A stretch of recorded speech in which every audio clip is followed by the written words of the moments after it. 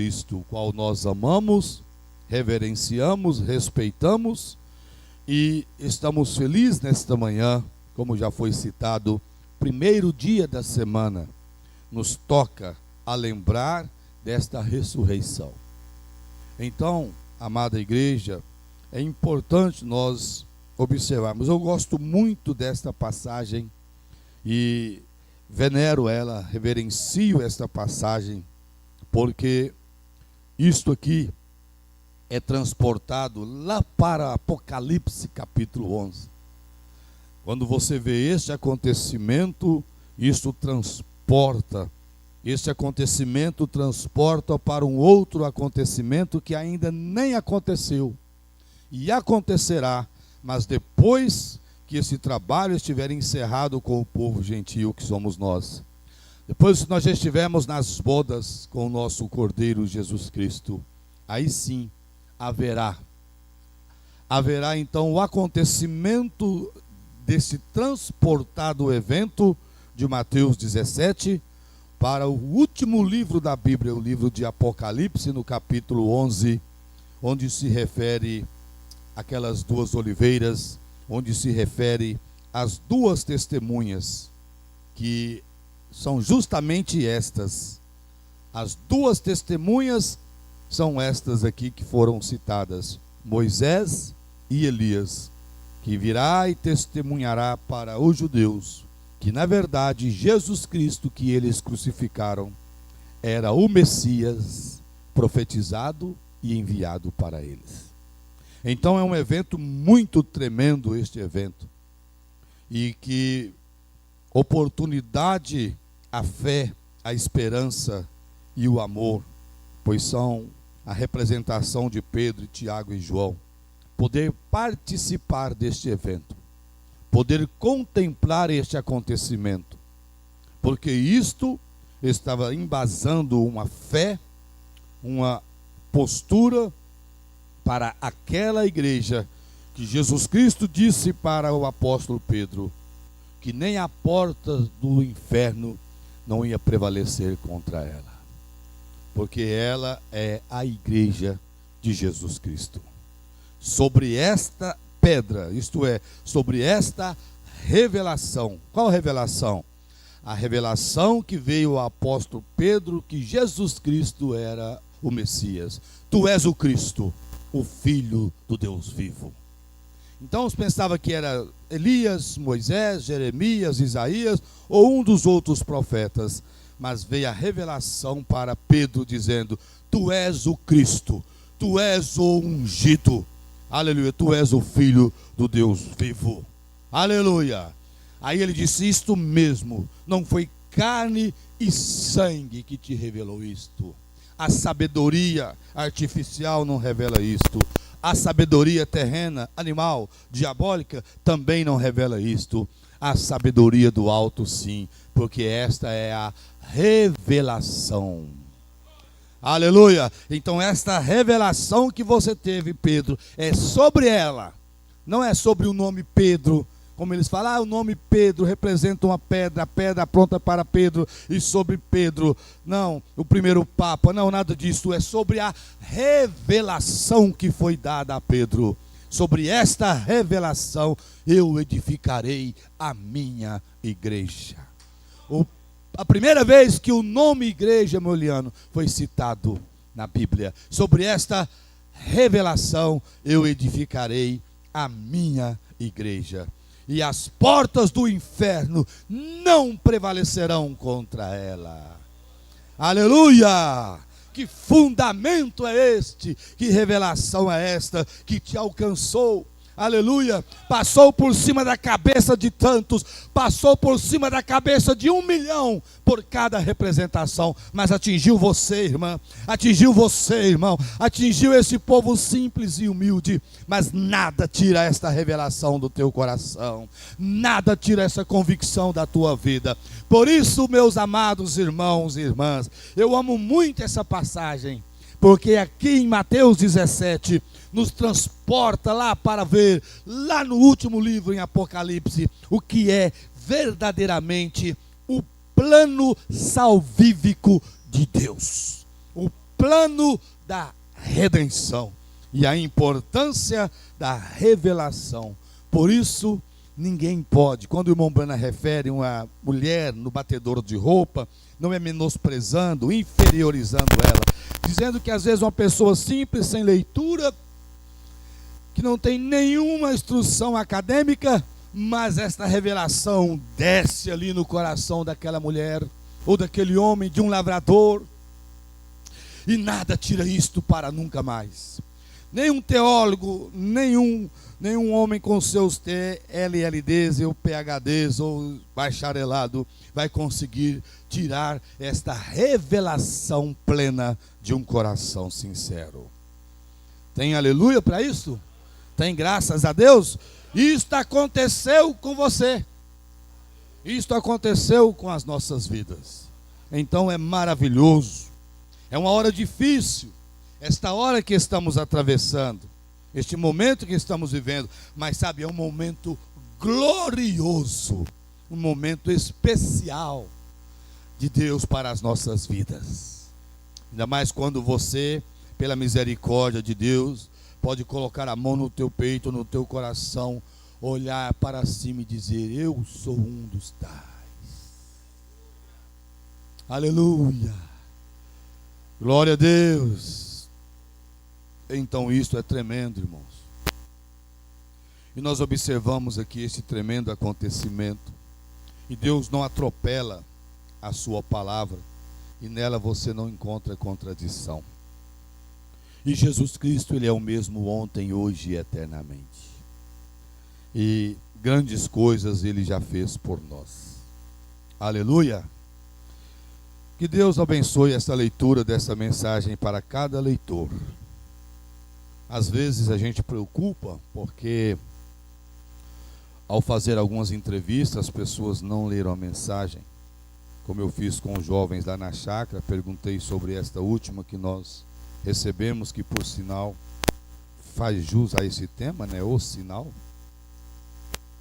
Você que leu essa mensagem, eu creio que você foi grandemente abençoado. Foi? Os jovens não leram. Muitos não leram. Aí o que acontece? Perde, né? A bênção que poderia receber através de uma mensagem como esta. Muitas vezes as pessoas pensam que esta mensagem é entregue apenas para fazer uma coleção de estante ou de um expositor. Mas não é, esse aqui é para você comer, é alimento. E alimento vivo da hora para a hora que nós estamos vivendo. Pastor Daniel, lá no Encontro Nacional, na palavra que ele teve, ele falou sobre o trabalho da crente da Bíblia, a importância das doações. E ele disse: olha, os irmãos lá da África e vários países da África, que tem o idioma do português, Guiné-Bissau e umas outros lá lugar. Sabe, irmão Marcelo? O pastor disse: minhas ovelhas não têm uma mensagem para ler. Nós não temos uma mensagem para ler do profeta. E quantas nós temos, né? E sinceramente, eu já vi dessas mensagens jogadas no chão, foi encontrada no pátio exterior, nos bancos, mensagem rabiscada por criança. Às vezes chega em casa, você vê as mensagens até rasgadas, porque entrega para as crianças brincarem, rabiscarem. Tem um preço a ser pago por isso, povo de Deus.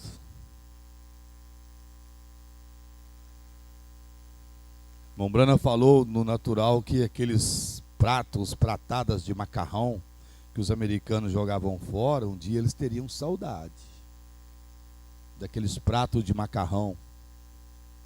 Mas quando tem alimento demais, a pessoa começa a escolher, né? O rei estava com fome, comeu uma cabeça de jumento, comeu um pirão de cabeça de jumento e disse que foi a melhor refeição da vida dele. Mas o homem estava 3 dias sem comer. Então, quando se não tem muito, né, para escolher, as pessoas comem o que tem e lambem ainda os lábios, né? Diz: que delícia. Esses irmãos lá falam, nós não temos nenhuma mensagem, o povo aqui da igreja não tem nenhuma mensagem. Por isso que as pessoas pensam que é idolatria, quando vê aqueles filmes das irmãs abraçando a mensagem assim, ó, apertando no peito assim, beijando, fala, isso está idolatrando. Não é idolatria não, isso aí é alegria, é satisfação de receber o alimento espiritual da hora. Nós precisamos valorizar. Vamos pensar aqui, precisamos ou não valorizar mais? Dar mais valor. Pastor Febroni tomou a palavra e disse, eu não dou nenhuma mensagem dessa gratuita. Ela tem o seu preço estipulado para ser pago. Quem quiser passar a mais, passe, porque tem que ser valorizado, e é justamente para que o valor seja então levado à gráfica para estar confeccionando mais mensagens. Mas ele disse, o pastor que pega essa mensagem e dá diretamente, gratuitamente na mão da igreja, o povo não valoriza. Eu quero saber se um homem daquele tem experiência ou não. O povo, as pessoas às vezes valorizam aquilo que ela paga o preço. Viu, irmão Vassi? Às vezes eles valorizam o que tem que pagar um preço. Sempre as coisas que são gratuitamente distribuídas não são tão valorizadas. Porque às vezes as pessoas não valorizam tanto a salvação, porque o preço quem pagou foi Jesus Cristo. Pela graça nós somos salvos, então as pessoas não pagam nada. Alguns pensam que tem que fazer penitência, e aqueles que fazem penitência, ó como eles dão valor nas obras deles. Só que, claro, estão tentando neutralizar através dessa atitude a verdadeira obra de Cristo, que foi o Calvário. Irmãos, então, o preço sugerido dessa mensagem é R$2. O preço sugerido, que a crentes da Bíblia apontam. E através desses R$2, se cada um contribuir, tudo bem, passa o boleto, leva para lá, e eles confeccionam para que outro container seja enviado. E aí você faz parte, você está incluído nesta missão. Não é maravilhoso? E naquele dia, alguém chegar em você e te dar um abraço, e você sem saber por que deste abraço, uma irmã ali, naquele momento, dizer muito obrigado pela sua contribuição, que a mensagem chegou na minha mão. E eu estou aqui com você. Então tudo isso é importante nós observarmos. Mas as pessoas precisam valorizar. As pessoas precisam valorizar. Com todo o esforço das gravações A Voz de Deus, a última vez que tivemos a reunião já estava com 76 idiomas traduzido. Muito esforço do irmão José Brana e equipe. E cento e tantos países já. E por isso, para o Brasil, às vezes levava 2 anos, já teve época de 4 anos sem receber mensagem. E a gente ficava, sabe, tão emocionado. Eu lembro do pastor Nelson Paiva mandar a igreja levantar a mensagem para cima e fotografar, até em foto. E ele mandava lá para o irmão José, mostrando que a igreja tinha recebido a mensagem. Agora você tem todo mês, todo dia da ceia, você recebe um exemplar desta mensagem. Isto não é maravilhoso? Das 1.200 e tantas mensagens pregadas, nós temos aí uma quantidade delas já traduzida em português. Quem já tem o seu idioma de inglês já não precisa, que ele mesmo ouve na íntegra, no inglês. Mas está aí no aplicativo que eu fiz questão de enviar também para todos os membros. Você abre o aplicativo Table, né, que é a mesa, e você tem todas as mensagens traduzidas em português pela Gravações A Voz de Deus. O Alarido fez também um ajuntamento dessas mensagens da Voz de Deus, da Crentes da Bíblia, da tradução de Goiânia, e colocou também até Voz do Sétimo Anjo. Então nós não temos escusas, né, para dizer, eu não tenho a mensagem, eu não recebi a mensagem.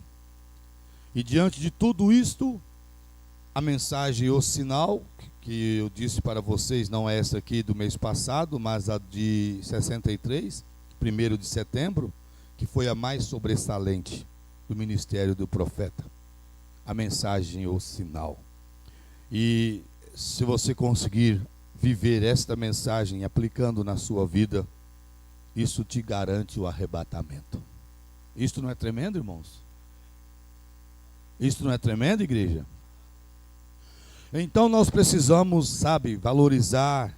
Claro que a gente fala, isso aí não vamos generalizar a todos. Tem pessoas que têm os seus critérios, seus cuidados, têm suas mensagens certinhas, assinada, tem os nomes, e guarda, e leem. A gente está falando não, de todos, mas tem aqueles também que nem o nome coloca na mensagem, nem data, nem nada. Se às vezes esquecer aí no banco da igreja, o diácono nem sabe de quem é. Mas se você pega uma mensagem aí no banco que tem um nome, fala, opa, esse aqui é da irmã Maria, é do irmão José, vou levar para ele, esqueceu aqui no banco. Mas tem pessoas que nem fazem questão. E às vezes, questão de cultura também. Mas nós somos ensinados. E precisamos, às vezes, mudar hábitos, né? Mudar hábitos que às vezes trazem, às vezes, alguns transtornos. Mas que Jesus Cristo tenha misericórdia.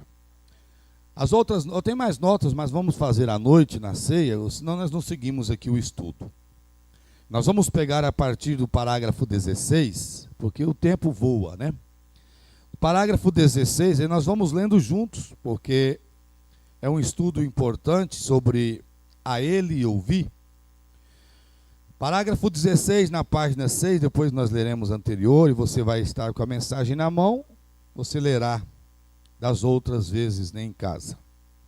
Por favor, abra a sua mensagem aí na página 6, parágrafo 16, após a leitura que fizemos de Mateus 17, nós lemos do versículo 1 até o versículo 5. Aqui no parágrafo 16, o profeta disse: quero tomar estas 3 últimas palavras para um texto. Aí, entre aspas, está ele ouvir. Volto novamente nesta noite com um texto muito pequeno para uma audiência como esta. 3 palavras. Mas elas são, se pudermos obedecer a essas 3 palavras nesta noite, vocês verão uma repetição do Pentecoste neste edifício. Aleluia! Que palavra é essa que ele está referindo? A ele ouvir.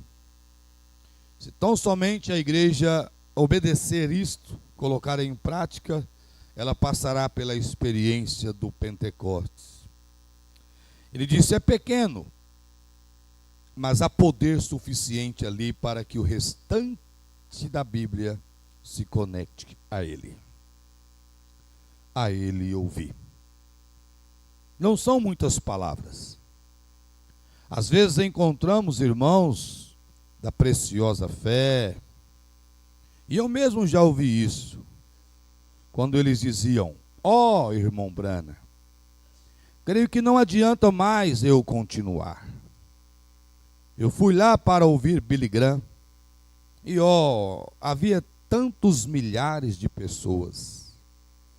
E fui ouvir nosso mais nobre irmão Oral Roberts, e milhares de pessoas lotaram a tenda.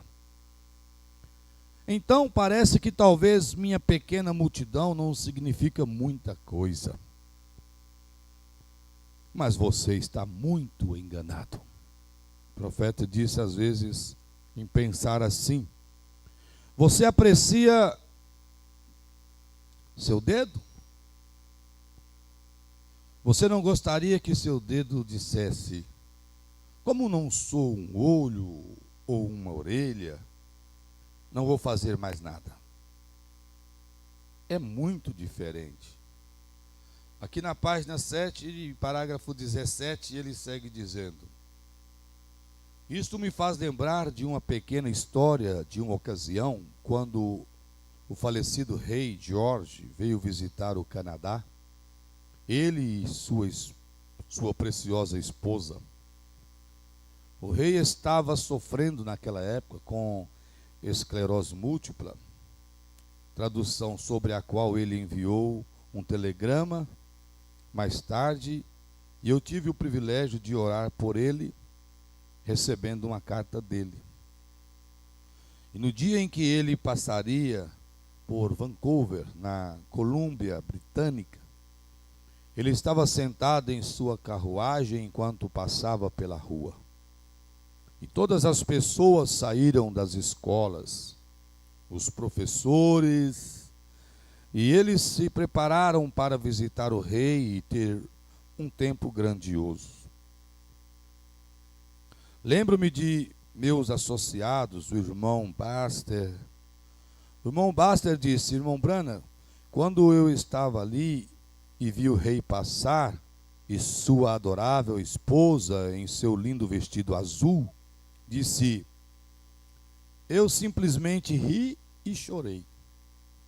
Vejam, aquilo significava algo para ele. Era o rei e a rainha passando. E pensei, se ao verem o rei de Grã-Bretanha passar, entre parênteses, o povo canadense que faz parte de seus súditos, se eles puderam se sentir assim, e a emoção aumentou ao verem o rei da Inglaterra passar, o que será quando o rei da glória passar? Aleluia! Porque esse homem disse, na mesma hora que eu estava rindo, eu estava chorando. A emoção foi tanta, foi algo tão especial. O rei da Inglaterra. E aí agora se vê então o rei da glória, o Senhor e Salvador Jesus Cristo, passando, aleluia. No parágrafo 18, todas as criancinhas receberam uma pequena bandeira britânica, e quando o rei passava, elas a agitavam, essa pequena bandeira, e cantavam, Deus salve o rei, quando ele passava. E quando chegasse o momento em que o rei houvesse passado pela rua e entrado em seu hotel, ou onde quer que fosse se hospedar, as crianças voltariam para a escola. Em uma determinada escola, todas voltaram, menos uma garotinha. A professora ficou tão preocupada com o fato que saiu às ruas à procura da garotinha, e encontrou a menina ao lado de um poste de telégrafo, encostada nele, e ela estava aos prantos.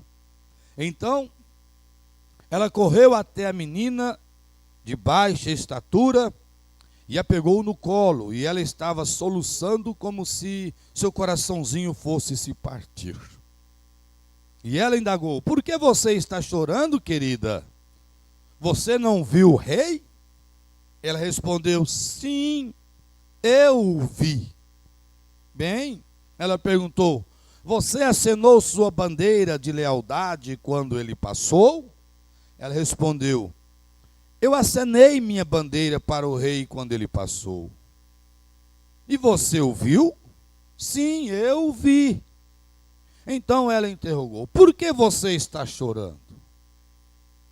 Ela esclareceu, professora, eu vi o rei, mas sou tão pequena que o rei não me viu. Então por isso que a Martinha estava chorando, né? No parágrafo 19 segue dizendo, não é assim com Jesus, aleluia. Glória a Deus! Não é assim com Jesus. Não importa quão pouco você faça, Ele sabe tudo o que você faz. Aleluia! Aleluia, está registrado no céu, tanto na sua conta, quanto na conta de Billy Graham, Oral Roberts, ou de qualquer outro que tenha grandes reuniões. Não são as grandes coisas que às vezes fazemos, oh, aleluia, são as pequenas coisas que deixamos de fazer. Tremendo, não é, irmãos? Tremendo isso aqui? Vou repetir, olha aqui. Olha, não são as grandes coisas que às vezes fazemos, que conta às vezes, que pesa às vezes, mas são as pequenas coisas que deixamos de fazer. Às vezes estamos preocupados com coisas grandes que temos que fazer e tudo, mas ignoramos aquelas coisas pequenas que deixamos de fazer. É isto que conta. Agora, Jesus não faz acepção de grupos. Aleluia! Pedro falou na casa de Cornélio. Agora eu sei que Deus não faz acepção de pessoas. Aleluia! Ei, glória! Jesus não faz acepção de grupos. Jesus se reunia em todos os tipos de grupos, de todos os tamanhos e de todas as classes sociais. Em uma ocasião temos o registro de que ele se reuniu com 500, em outra com milhares. Olha, em uma ocasião o vemos com 12, em outra com 3 e até com 1. Aleluia! Glória a Deus! Por isso ele onde estiver, quantos? 1 milhão? Onde estiver 10 milhões de pessoas, aí eu vou, porque eu não vou frequentar reunião de pouquíssimas pessoas. Ai de nós nas nossas escolas, né, se fosse assim. Porque muitas vezes sabemos que as pessoas têm oportunidade de vir e não vêm. Mas você veio. Você está aqui. Deus te abençoe. Mas aqui está o profeta mostrando que Jesus teve reunião com um. Foi com quem? Está lembrado? Eu lembro de um tal de Zaqueu. Ele estava no meio da multidão, mas teve um que foi lá visitar ele escondido. Quem foi? Não foi Nicodemos? Não foi uma reunião de um? Ele foi lá falar com Jesus. Jesus atendeu um sozinho. E ele era um daqueles príncipes de Israel, um homem importante. Então o Mombrano está dizendo que ele teve reunião com 3, com 1, com 12, com milhares. E ele está tendo conosco aqui nesta manhã. Aleluia! Em uma ocasião, o vemos com 12, em outro com 3 e até com 1. Não importa o tamanho do grupo, oh Deus. Não importa o tamanho do grupo. O mais importante é que Jesus está ali para se reunir com esse grupo.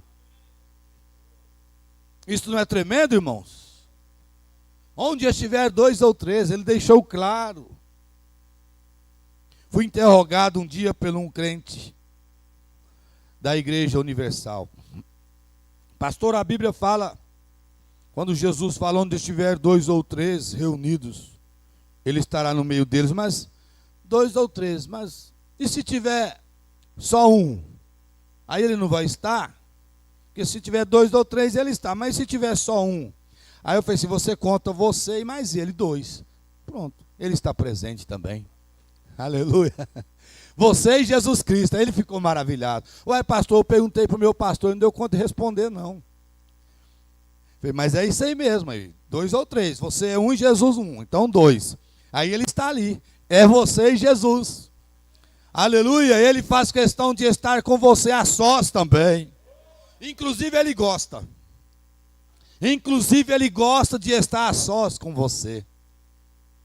Aleluia, ele, um homem de uma agenda tão repleta, tão cheia, faz questão quando você o chama para o particular. Quando você chama Jesus, irmã Maria, para um particular, ele faz questão de te atender, irmã Maria. Aleluia! Então ele atendeu 1, ele atendeu 3, 12 e milhares, e ele está nos atendendo aqui nesta manhã. Ele está aqui, você crê?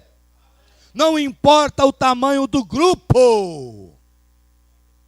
O mais importante é que Jesus está ali para se reunir com esse grupo. Não importa quão pequena seja a sua igreja, ou quão grande ela seja, para quantos você prega, a questão é, está você tão comprometido com Deus que Jesus se reúne em sua companhia? Aleluia! Porque na verdade ele falou, se tiver 2 ou 3, mas falando em quem? Em meu nome. Se estiver reunido no nome dele. Então nós abrimos os nossos cultos em nome do Senhor Jesus Cristo. Vamos ao parágrafo 20, estamos aqui na página 8. Essa deve ter sido uma ocasião especial, uma grande ocasião. Mais tarde, Pedro chamou de Monte Santo. Uns falam Monte Tabor, Monte da Transfiguração, Monte Santo, né? Aí o irmão Brana fala, não creio que Pedro estivesse querendo dizer que o monte era santo. Creio que Pedro quis dizer que o Deus Santo os encontrou no monte. Aleluia! Aleluia! Preste atenção no que o profeta fala aqui. Não é a igreja santa. Não é a igreja, nem o povo. É o Espírito Santo na igreja, aleluia! É o Espírito Santo no povo, é que faz a diferença. Então não é o Monte Santo, é o Espírito Santo no monte com as pessoas. Não é a igreja santa, é o Espírito Santo na igreja que o santifica. Não é o homem santo, é o Espírito Santo no homem que o santifica. Glória a Deus. Vemos isso em outras mensagens. Quando Deus começa a fazer algo importante, Ele geralmente o declara primeiro nos céus. Tremendo, não é? E essa deve ter sido uma ocasião especial. Eles estavam subindo ao que chamamos de Monte da Transfiguração. E ele havia dito alguns dias antes, em verdade vos digo que alguns dos que aqui estão não verão a morte até que vejam o reino de Deus vindo em poder. No 21 ele fala, creio que talvez todos os ministros, ou muitos deles, saibam que este cenário significa a vinda, a ordem da vinda de Cristo.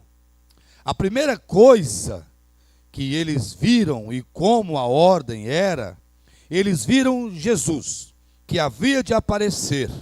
E então eles viram a vinda da glorificação. E Moisés e Elias, a própria ordem da segunda vinda. Então, quando voltaram a olhar, viram apenas quem? Jesus. Quando olharam novamente, eles viram apenas Jesus. Assim, constatamos que ele os levou lá em cima com um propósito. Jesus Cristo faz algo nas nossas vidas com um propósito, não é? E ele tomou 3. Olha aqui, preste atenção. No Antigo Testamento e também no Novo, 3 é uma confirmação. Pela boca de 2 ou 3 testemunhas, toda palavra seja confirmada. Então 3 é um número que traz confirmação. Aleluia! Isto está tanto no Antigo quanto no Novo Testamento. E notamos que Jesus tomou consigo a Pedro, 3. Pedro, Tiago e João. 3 testemunhas terrenas para dar testemunhos.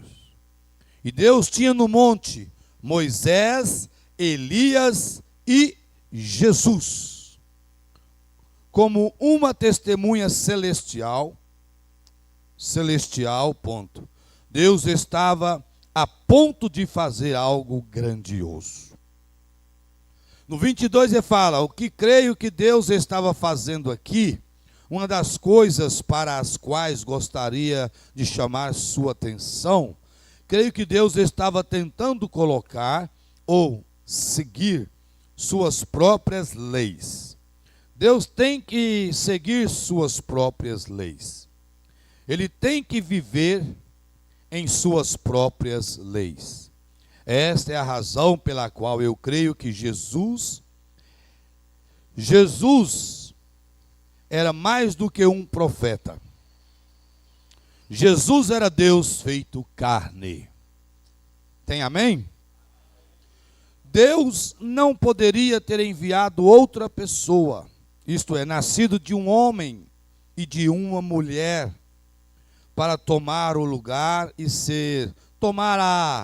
tragar a morte, porque esse Deus tinha que sofrer sua própria penalidade. Que coisa! Deus não podia morrer no espírito, por isso ele se fez carne e habitou entre nós, conforme João 1,14, né? A fim de suportar a morte. E nossa condenação foi colocada em seu precioso corpo. Que coisa!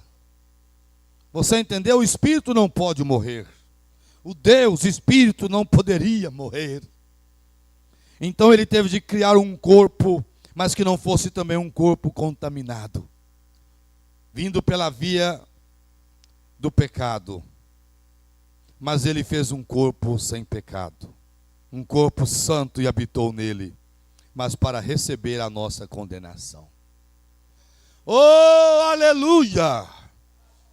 Aleluia! Então ele fez isso a fim de suportar a morte, e nossa condenação foi colocada em seu precioso corpo. E ele morreu por todos nós. Eu vou repetir. E ele, Jesus Cristo, o Todo-Poderoso Deus, através da sua carne, Filho, Jesus, ele morreu por todos nós. Você está feliz por ele nesta manhã? Aleluia! Glória a Deus!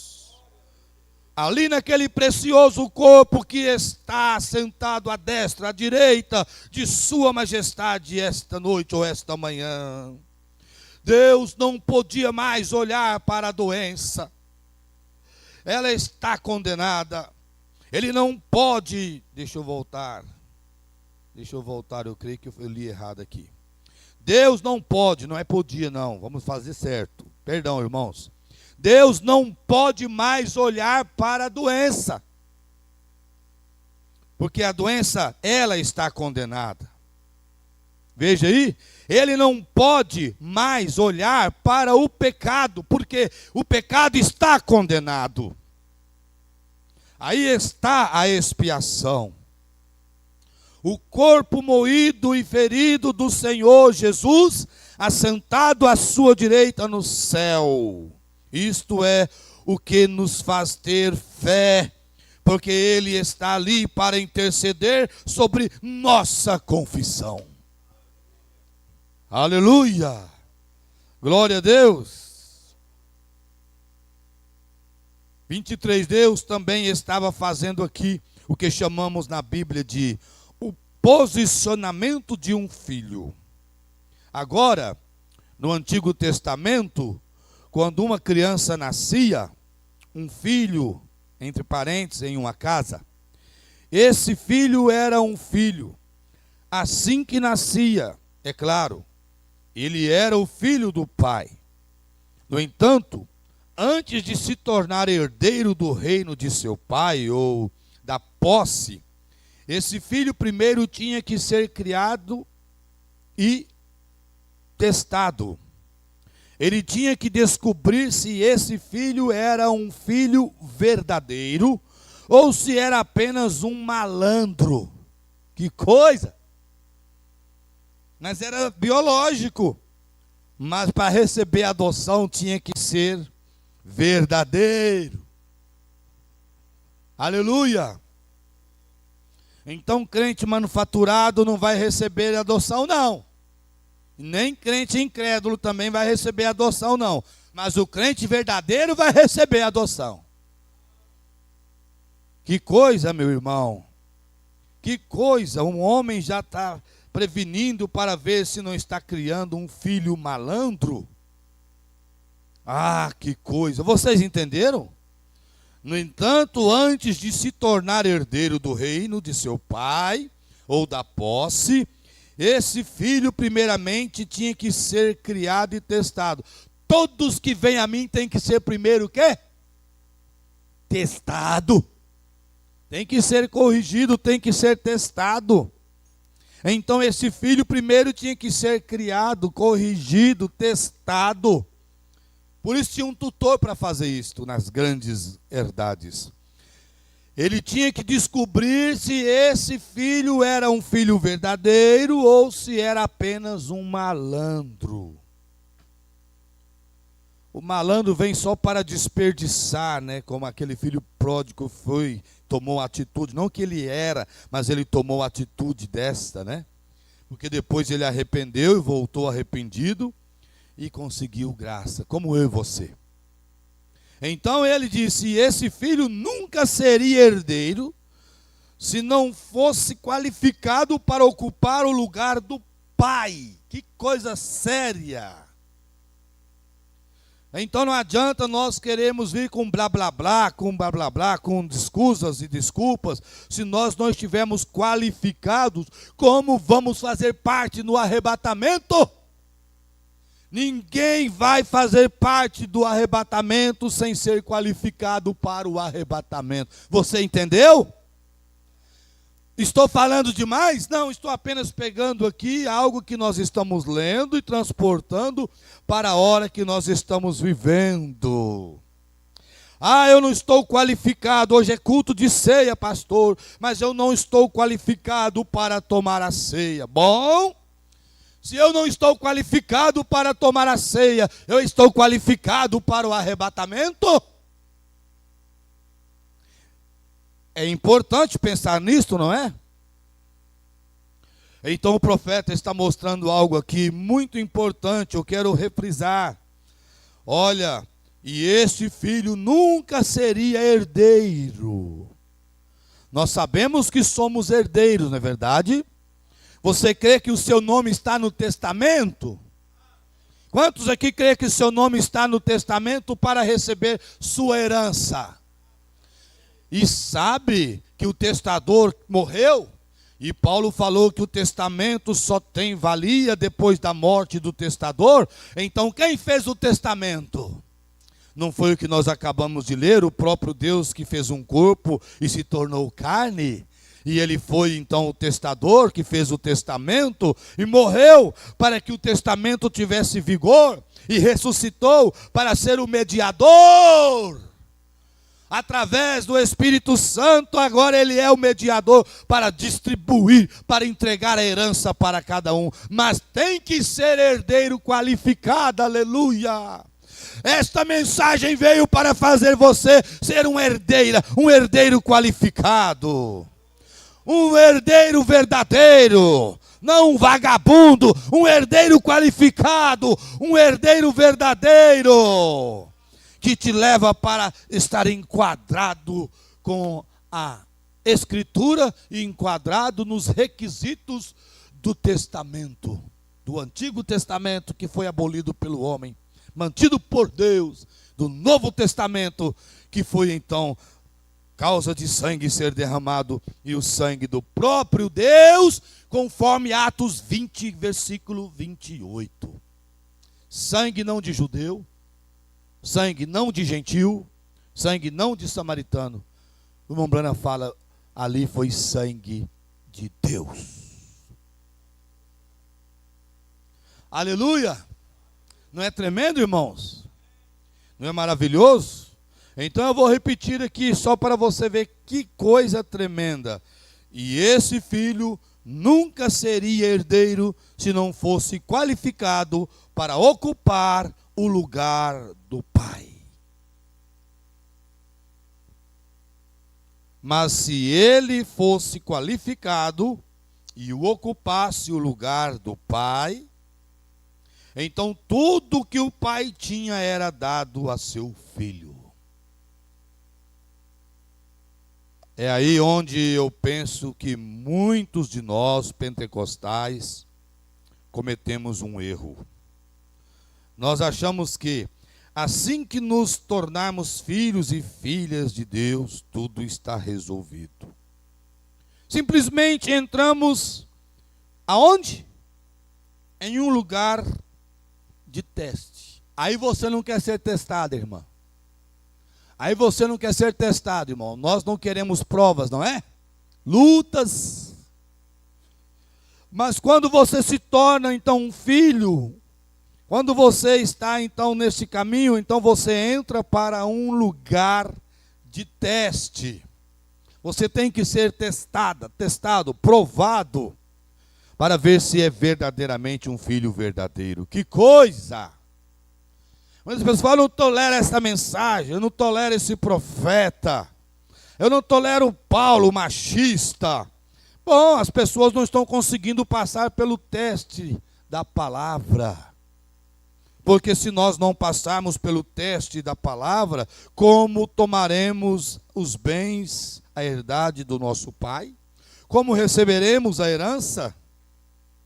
Então é por isso que o profeta está nos orientando, que nós, para fazermos isso, tornarmos filhos e filhas de Deus, tudo está resolvido. Agora, simplesmente entramos em um lugar de teste. É igual quando a pessoa fala assim: Senhor, eu peço que o Senhor me dê vitória, Senhor. Me dê vitória, Senhor. Senhor, dá vitória para mim, me dê vitória. Aí começa a vir as lutas. Aí a pessoa reclama: mas Senhor, quantas lutas? Você pediu vitória, e não há vitória sem luta. Para nós obtermos vitória, temos que lutar, sim ou não? Sim, você só vai ter vitória se você estiver em uma luta travada. Aí você vai ter vitória. Da mesma forma, nós vamos ter capacidades se formos testados. Então, quando você se torna um cristão, você entra para o lugar de teste. Isso é o profeta que está dizendo. Vou repetir. Tornamos filhos e filhas de Deus, tudo está resolvido, mas simplesmente entramos em um lugar de teste. Aí ele segue: os metodistas diziam que assim que eles gritavam, estavam tudo resolvido. Os luteranos criam na justificação pela fé e achavam que isso resolvia tudo. Não importa em que tipo de posição Deus te colocou, você ainda está crescendo. Aleluia! Não importa em que tipo de posição Deus te colocou, você ainda está crescendo, indo adiante em direção à perfeição. Aleluia! Aleluia! E nunca a alcançaremos até que Jesus venha. É a cada dia, é um degrau, cada dia é um degrau, mas você está subindo, você está crescendo, indo adiante em direção à perfeição. No parágrafo 24, pois bem, no Antigo Testamento Deus tinha seu reino do povo ordenado exatamente como o seu próprio, sob as antigas leis. Um pai era dono de um pedaço de terra, tinha trabalhadores contratados e tudo mais que trabalhavam na terra. Notamos que na versão Rei Tiago, em João 14, lemos ali que diz: na casa de meu pai há muitas mansões ou muitas moradas. Isso soa estranho, não soa? Mansões em uma casa? Não sei se Moffat, a tradução, um dos tradutores que eu estava lendo, tornou a frase mais ridícula do que isso. Disse: na casa de apartamentos de meu pai há muitos apartamentos. Quer dizer, questão de tradução. Como se estivéssemos indo para lá para ter apartamentos para pagar aluguel. Que coisa. Não, isto é totalmente errado. E na época dos tradutores da versão Rei Tiago, entre parênteses, segundo me disseram, eles traduziram no idioma da época.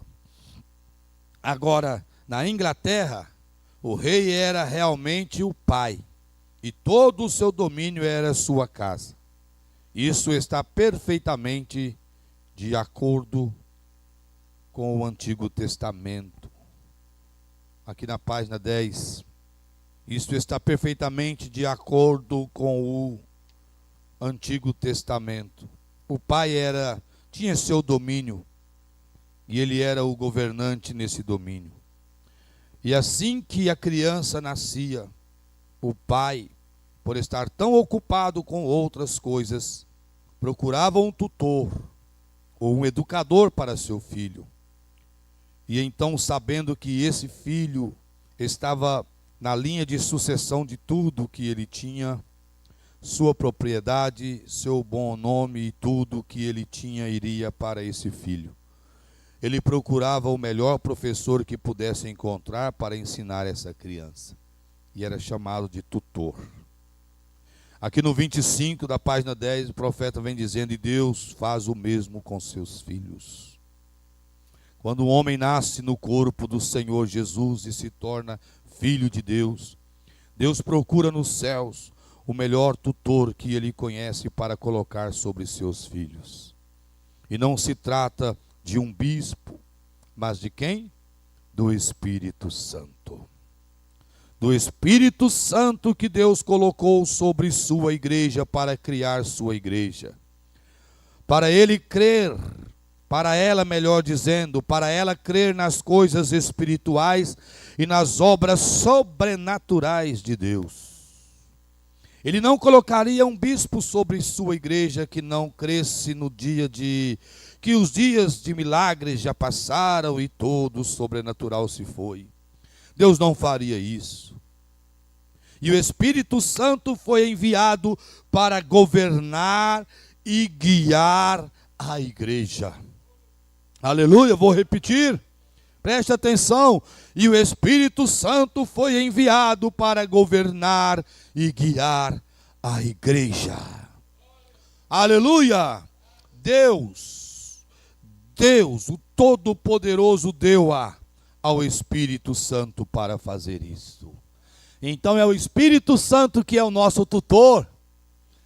Aleluia. O Espírito Santo que é o nosso professor. É o Espírito Santo que é o nosso gerente, o nosso governante. É o que tem o domínio. Aleluia. Glória a Deus. Que coisa maravilhosa. Ele não foi procurar um cardeal, um bispo, um arcebispo. Não. Ele procurou no céu o melhor, que era ele mesmo. Através do seu Espírito Santo envia para a igreja. Não vos deixarei órfãos, voltarei para vós, disse Jesus. Estarei convosco todos os dias. Até quando? Até terminar estas eras, até o fim dos séculos. E estarei onde? Em vós. Ele não falou geograficamente: estarei na Indiara, em Goiânia, estarei nos Estados Unidos, estarei no México, estarei na Inglaterra. Eu estarei em tabernáculos, eu estarei no terceiro templo, porque nós somos a morada do Deus vivo. Estarei em vós. Então, como é importantíssimo ter esse tutor, como é importantíssimo ter na igreja o Espírito Santo. O Espírito Santo para governar a igreja, governar os louvores, governar a pregação, governar a adoração, a oração, o jejum, a consagração, o culto de ceia, ser governado por esse tutor, ser governado pelo Espírito Santo, a vida espiritual das pessoas, como vestir, como calçar, como falar, como andar. O tutor ensinava tudo. O tutor ensina até o jeito de andar. Até hoje, não é, José Welso? Lá nas monarquias, eles têm os tutores, não é? Ensina as princesas, ensina os príncipes até como andar. O jeito, a postura, jeito de andar, jeito de pegar as coisas. Mas se numa monarquia, para um reino comum, terreno, tem todos esses ensinos para que esta princesa ou esse príncipe esteja correto, para não fazer vexame no pai, nas multidões, nas apresentações, nos eventos, o estilo de roupas decentes, comportamento, jeito de sentar. Meu Baci, é verdade. O Espírito Santo na igreja ensina até o jeito das irmãs sentar. Tem irmã que ainda está com a roupa curta e ainda senta de qualquer jeito.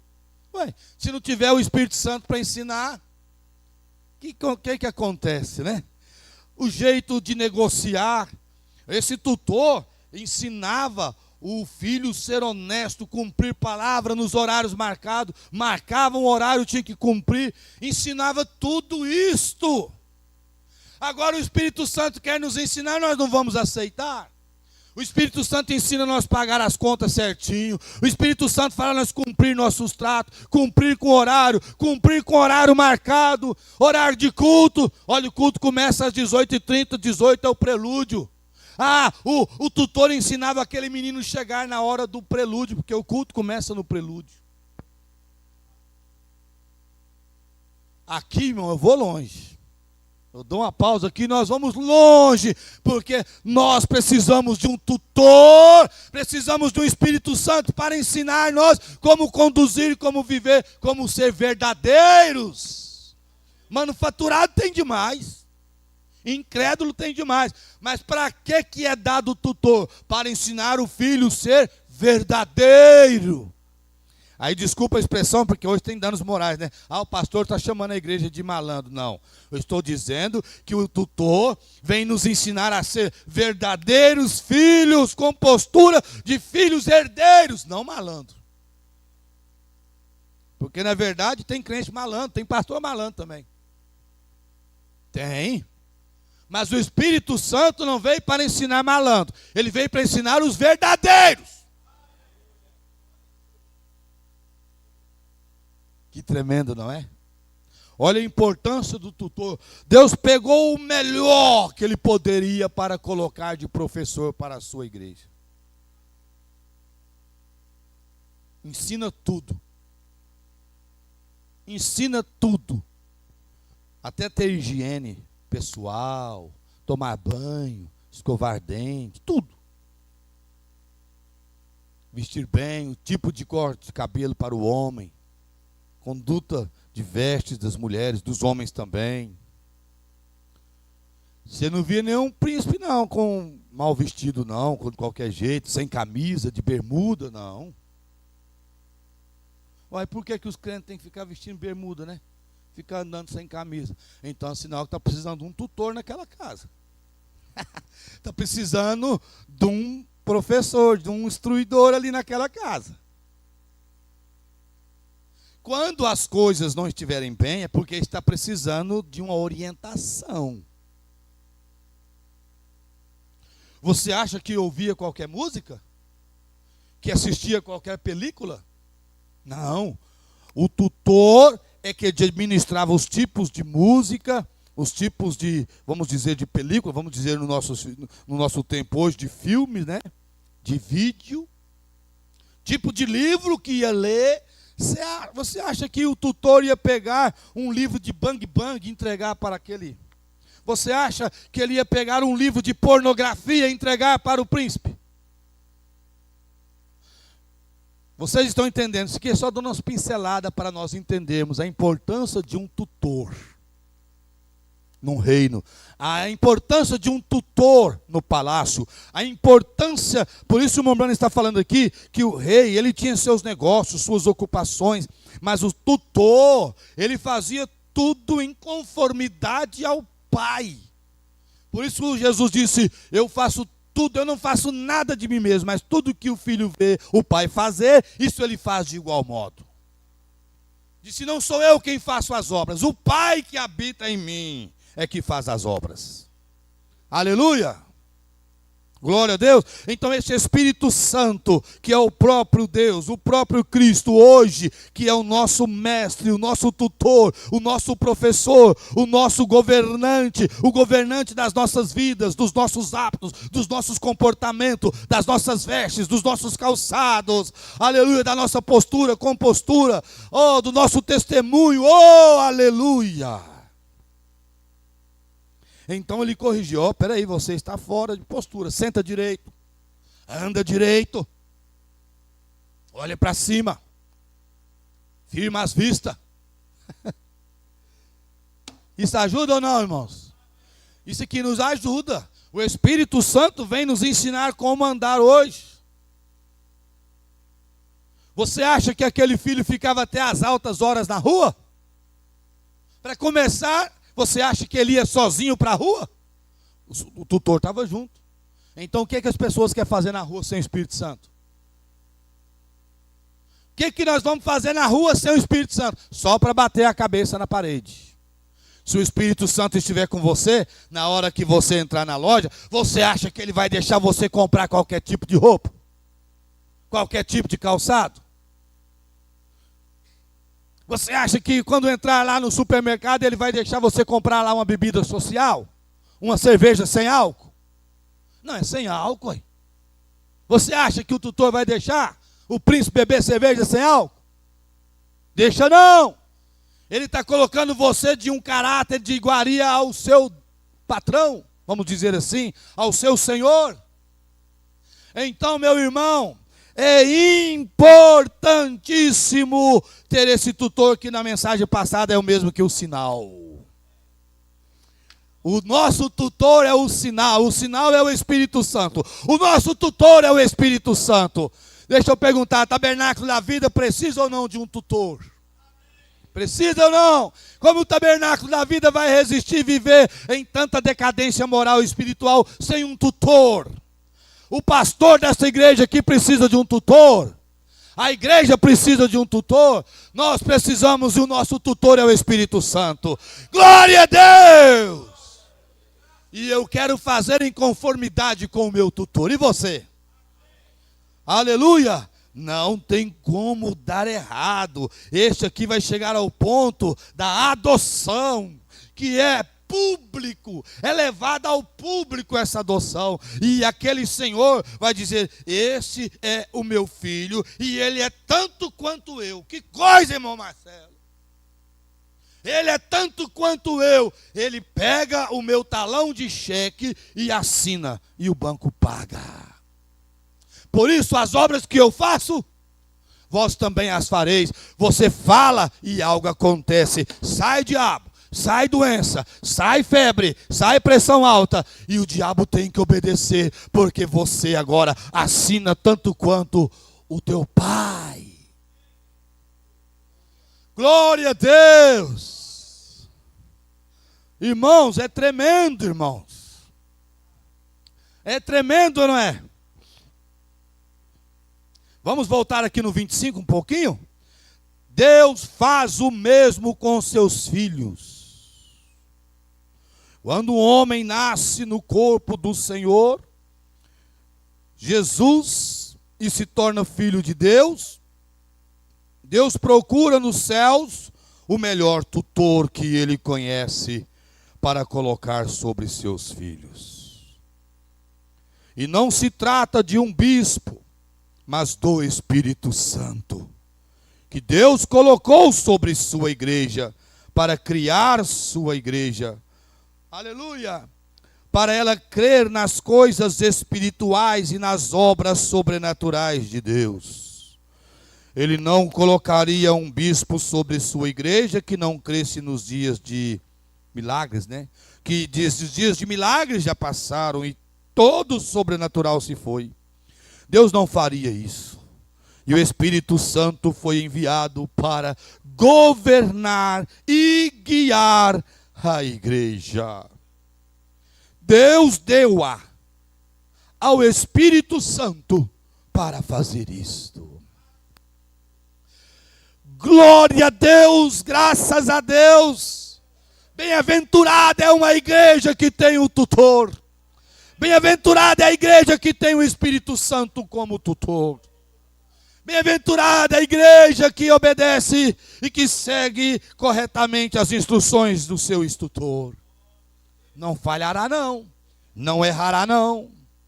Aleluia! Tudo é administrado por ele. Agora eu pergunto, ele entende ou não entende? Ele sabe ou não sabe fazer? Ele sabe ou não sabe governar? Ele sabe ou não sabe ensinar? Ele é o melhor de todos. É o tutor dos tutores. É o governador dos governadores. É o mestre dos mestres. Aleluia! Não tem como ficar um filho bastardo, não. Malandro é a melhor palavra que eu quero dizer. Não tem como se tornar um filho malandro. Ele se torna verdadeiro, honesto, aleluia. Por isso, desonestidade não pode ser contada em nosso meio. Não pode. Infidelidade não pode ser contado. Você acha que esse tutor permitiria este filho se tornar infiel com seu pai? Com sua casa? Jamais. Esse tutor nos leva a tudo isto. Portanto, que matrícula é esta? Bem-aventurado é o homem ou a mulher matriculado nesta escola. Hoje, quando se consegue...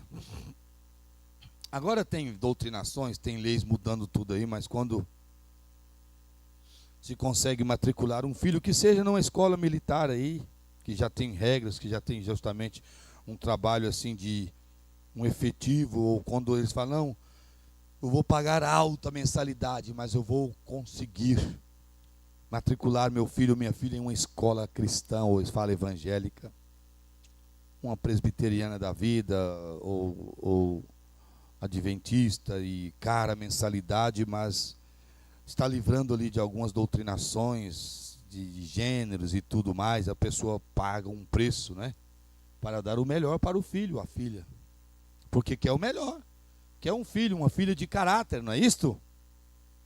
Eu lembro lá em Goiânia, eu fiquei lá na fila desde as 7 da manhã até quase meio-dia, sentado numa arquibancada com 500 pessoas, para ver ali se surgiu uma vaga para pôr meu filho para estudar na escola militar lá. Fiquei esse período todinho, mais de 500 pessoas, e parece que para 100 vagas, não sei, não era isso tudo não, era poucas vagas. Quem disse que eu consegui? Consegui não. Então você vê que o pai, ele esforça, ele pega fila, ele dá o que tem, ele gasta o que tem para colocar o seu filho como uma pessoa de bem. É ou não é?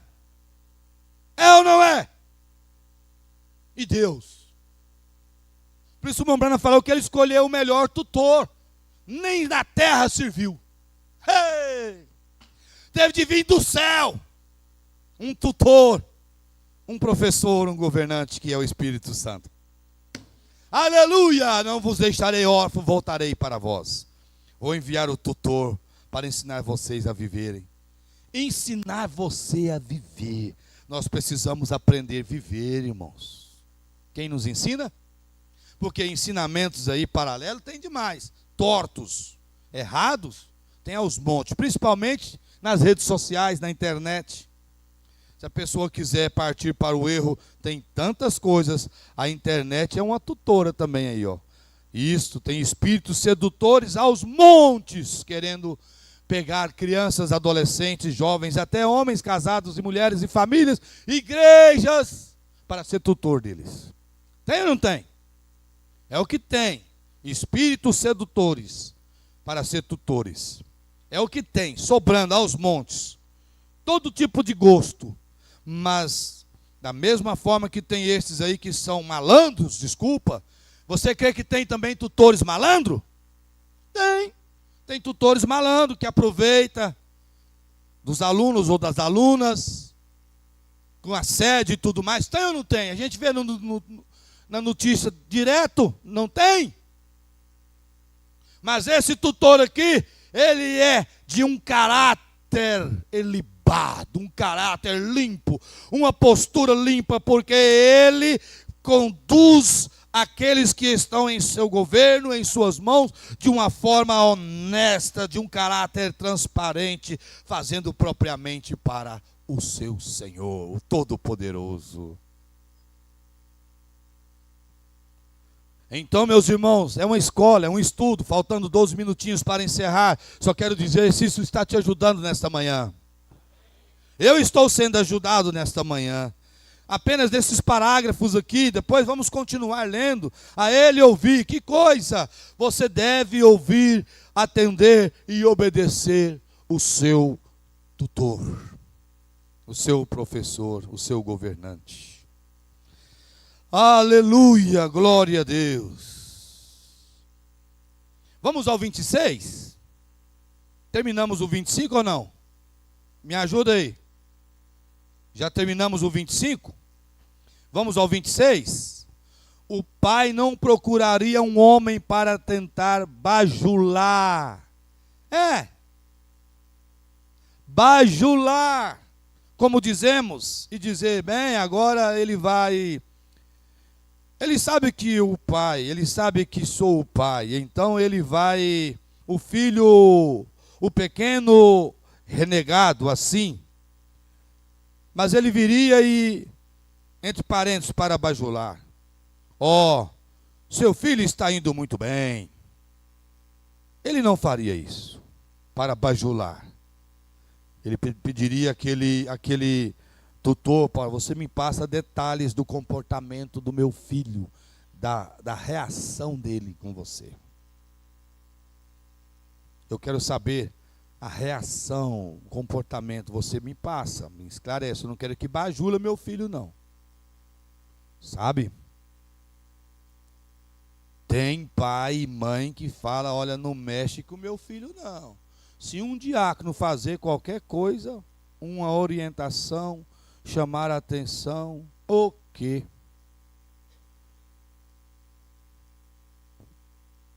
Põe meu pé naquela igreja, mas não. Porque esse diácono lá fica chamando a atenção do filho da gente. Então você quer que o seu filho venha para a igreja, e se fizer algo errado, tem que ser bajulado. Tua filhinha tem que ser bajulada. Está fora de ordem da igreja e não pode ser, então, corrigido. Não, tem que ser bajulado. Está tendo isso demais. Claro que tem atitudes também que precisa do diácono ter o instrutor, né? Que é o Espírito Santo para dar instrução. É tudo com instrução do tutor. O pastor, o diácono, o evangelista, o líder de cântico, mas os pais também precisam de entender que ali naquela igreja tem um tutor que coordena tudo.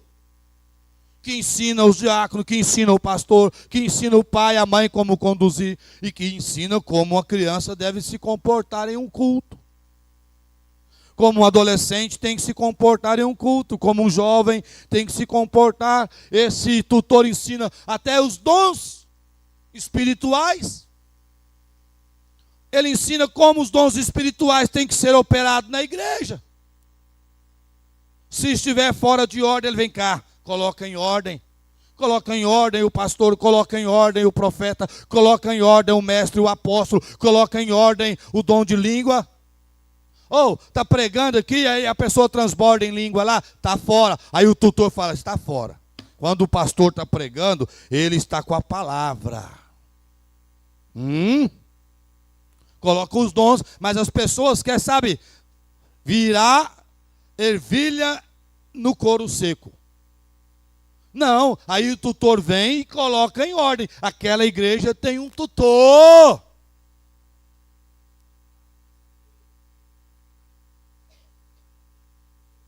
Aí tem alguém conversando, irmão Isaías, está conversando dentro da igreja. Aí aquela igreja tem um tutor para falar, aqui não se conversa dentro da igreja. Às vezes, o tutor tem que corrigir até aqui no púlpito, porque os pastores começam a conversar aqui em cima. Está dando exemplo bom para a igreja? Aí os músicos começam a conversar demais aqui. Tem que aprender a trabalhar com siglas, com sinais, para evitar conversar. Tem hora que você escuta um falando tão alto com o outro, você escuta lá do escritório. Tem que ter tutor para falar para os músicos que não pode conversar. Lá no som, lá na sala de som, não está aqui, ninguém está vendo. O tutor está vendo você conversar em cima. O tutor vê tudo. Aqui no berçário, o tutor fala que aqui tem que ter ordem, que é um santuário, que ali faz parte do santuário, e que ali só deve estar mães com crianças, cuidando de crianças. Não tem que mocinha ir lá para dentro, sentar lá no banco e ficar conversando, não. O tutor fala que não pode. É bom ter tutor na igreja. O tutor fala que quando termina o louvor, os músicos não tem que ficar lá fora conversando, não. Tem que ficar aqui ouvindo a palavra. O tutor fala. O tutor fala que o diácono não pode ficar lá de fora do recinto conversando. Eles têm que estar em ordem, olhando, policiando a igreja. O tutor ensina. É bom ter tutor, né? Mas muitas vezes é rigoroso. Não, vamos bajular. Tem que bajular. Não toca não, não toca nessa família não, não toca nesse menino não, não toca nesse pai não, não toca não. Você vai ver a coisa ferver. Espera aí, essa igreja aqui tem tutor e coloca tudo em ordem.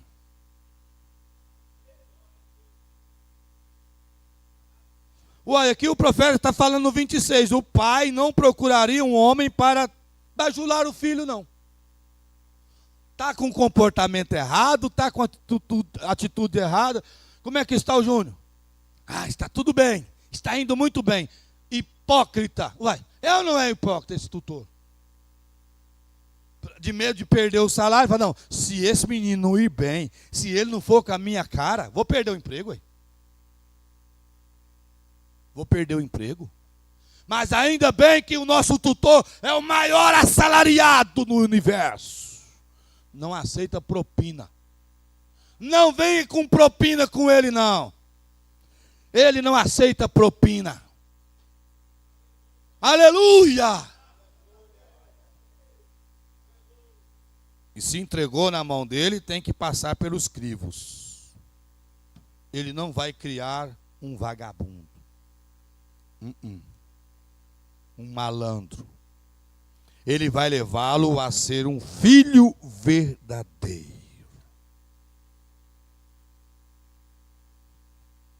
É bom, não é? Eu estou gostando. E você? 26. O pai não procuraria um homem para tentar bajular, como dizemos, e dizer, bem, agora ele sabe que sou o pai, então ele vai, o filho, o pequeno renegado, assim, mas ele viria e, entre parênteses, para bajular, seu filho está indo muito bem. Ele não faria isso. Ele conseguiria um homem que lhe dissesse a verdade. E conhecereis a verdade, e a verdade vos libertará. Jesus Cristo é a verdade. Ele é o tutor é a verdade. Não fala nada para bajular. O mesmo Pedro que chegou, olha, tu és o Cristo, o Filho do Deus vivo, recebeu a revelação, no mesmo corpo habitou um diabo. Não, longe de ti tal coisa, o Senhor ser crucificado, para trás de mim, Satanás. Ele estava expulsando o diabo que usou a boca de Pedro. Ele bajulava, mimava. Não quereis vós também? Senhor, está duro demais, ué. Foi 70 de uma vez, ué. O senhor está pregando duro demais, ué. Desse jeito vai ficar ninguém na sua igreja, não. Eu já ouvi isso. Vai acabar com o povo, com a igreja, pregando duro desse jeito. É? Se veio para ser matriculado na escola do tutor mestre Cristo, volta não. Eu tenho prazer em ouvir a verdade. Eu tenho prazer em ser corrigido pela palavra. Eu tenho. E tenho humildade suficiente para baixar a cabeça e dizer, eu errei, então estou aqui. Senhor, me perdoa, igreja, me perdoa, quem quer que seja, me perdoa. Mas perdão por erro é uma coisa, perdão por estar posicionado na palavra aí é outra. Eu não tenho que pedir perdão por estar posicionado na Bíblia, na mensagem da palavra, e pedir perdão, eu te ofendi, irmã, eu te ofendi, irmão, eu te ofendi, igreja. Não, eu não tenho que bajular nada se eu estou com as escrituras em ordem. É verdade ou não? A palavra é a verdade. Agora, se todos nós somos humanos e erramos, falhamos, mesmo contra a vontade, acontece. Mas agora você pensa, irmão, irmã. Aí o filho fala, não gostei dessa escola, me mudo de escola. Lá eles é muito rígido, sabe? É o que as denominações falam. E as pessoas falam, eu ouvi agora. Uma dessas tarja preta, dessas igrejas aí da parede escura, aqui você é livre, pode fazer o que quiser. Com o tutor fala, aqui você não é livre não, aqui você é prisioneiro de Cristo. Aqui você faz o que Cristo quiser. Eu quero congregar nessa igreja. Eu quero congregar nessa igreja onde a gente faz o que Cristo quer que seja feito. Eu quero congregar nesse lugar, ser matriculado nessa escola, onde tem um tutor que ensina a verdade, o correto, o sincero, sem bajulação. Mas as pessoas estão querendo ser mimadas, tapinha nas costas. Ah, está tudo bem. Olha aqui, o teu filho está muito bem. O teu filho está indo muito bem. O tutor verdadeiro fala, o teu filho está péssimo. Desobediente, custoso, fica correndo dentro da sala de aula. Correndo para lá e para cá. Esse menino não se aquieta. Precisa de tutores que falam a verdade para o pai. Aí o pai vai chamar o filho, vem cá. Você acha que eu estou te colocando em um lugar para aprender maus hábitos? Maus costumes? Eu te coloquei diante de uma pessoa séria. Eu te coloquei diante de uma pessoa honesta, de uma pessoa capaz, eficiente, para colocar você em ordem, tirar esses maus costumes. E ele me falou muito mal de você. A tua representação não foi boa. E eu vou te dizer uma coisa. Desse jeito que você quer receber a minha assinatura? É desse jeito que você quer fazer parte da herança? Que eu te dou a adoção? Você muda de jeito, rapaz. Isso é o pai. Então, se ele manda nós mudar de jeito, é porque tem alguma coisa errada. Mas aquele mimizinho, sabe? Eu não vou mais lá. Eu não quero esse tutor. Esse tutor é muito exigente. Não, você vai ficar é com ele. É ele mesmo que vai colocar você em ordem. Porque o dia que ele me apresentar a você, ele vai me apresentar verdadeiro para você ir para as bodas. Aleluia! Glória a Deus pelo tutor que nós temos. O Espírito Santo. Não veio para bajular. E nem plantinha de estufa ser mimado. Ele veio para nos ensinar a verdade. Porque a verdade liberta, ela corrige, ela posiciona, ela alinha, qualifica. Que coisa maravilhosa! Aleluia! Ficamos aqui nesse parágrafo 25, 26. Tem que seguir o 27, mas o tempo não permite, a hora já venceu. Eu só quero dizer, vou fechar aqui o 26. O pai não procuraria um homem para tentar bajular, não, seu filho. Ó, seu filho, eu pulei aqui, vamos para a parte B, 26. Ó, seu filho está indo muito bem, ele não faria isso. Ele conseguiria um homem que lhe dissesse a verdade. Pois queria saber exatamente o que estava acontecendo com aquele rapaz em todos os momentos. Foi isto que Deus fez. Aleluia! Ele nunca confiou isto a nenhum papa, bispo ou qualquer outra coisa. Ele enviou o Espírito Santo à igreja para ser o professor e o orientador da igreja. Aleluia! Portanto, o Espírito Santo será honesto com Deus. Deus te abençoa. Deus nos abençoe. Vamos louvar o nosso tutor. Vamos agradecer. Fala, obrigado, Senhor Deus, pelo tutor que o Senhor nos enviou como nosso orientador. Fica de pé.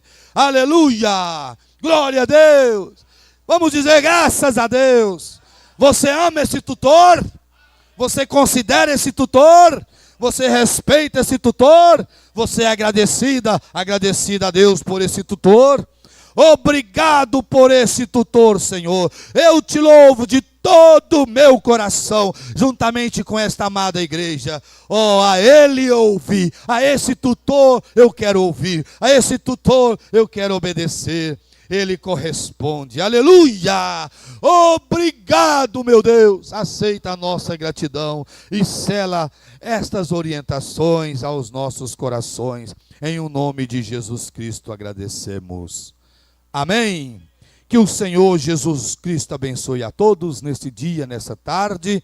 Voltaremos às 18 para a nossa reunião de jovens e logo mais voltaremos para às 18h30 o louvor e Santa Ceia. Deus abençoe a todos. Deus abençoe a viagem do irmão Zé Carlos Batista, atendendo Itumbiara hoje à tarde. Deus abençoe aí todos vocês que estarão conosco. E no nome de Jesus Cristo é a nossa oração. Amém.